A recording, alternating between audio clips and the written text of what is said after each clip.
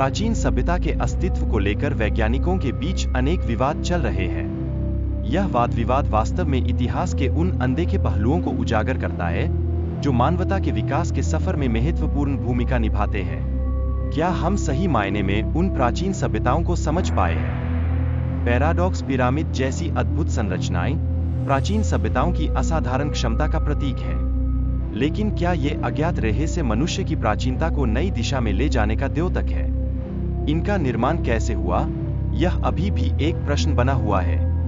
दुनिया भर के विभिन्न स्थानों पर समान निर्माण तकनीकों के उपयोग का रहस्य गहराता जा रहा है। क्या यह संकेत है कि प्राचीन सभ्यताओं के बीच आपसी संपर्क था?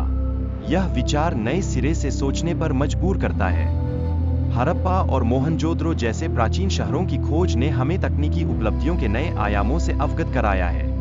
इन शहरों में बेक्ड ईंटों का प्रयोग उनकी निर्माण कुशलता को दर्शाता है। लेकिन क्या इसके पीछे कोई गुप्त ज्ञान था?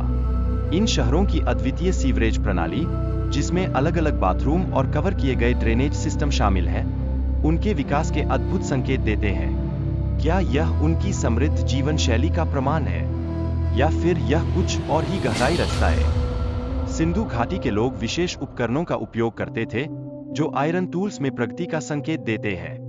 यह तकनीकी विकास उस समय के बाकी हिस्सों में देखने को नहीं मिलता, लेकिन क्या यह दर्शाता है कि उनके पास एक अलग प्रकार का विज्ञान था?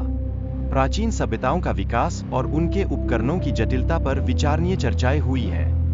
क्या ये सभ्यताएं वास्तव में एक दूसरे से प्रभावित थीं, या फिर ये सभी स्वतंत्र रूप से विकसित हुईं?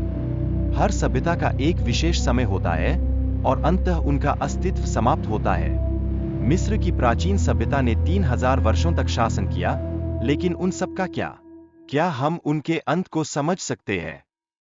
भूगर्भीय प्रक्रियाएं और क्षरण प्राचीन सभ्यताओं के अवशेषों को खोजने में बाधा डालते हैं।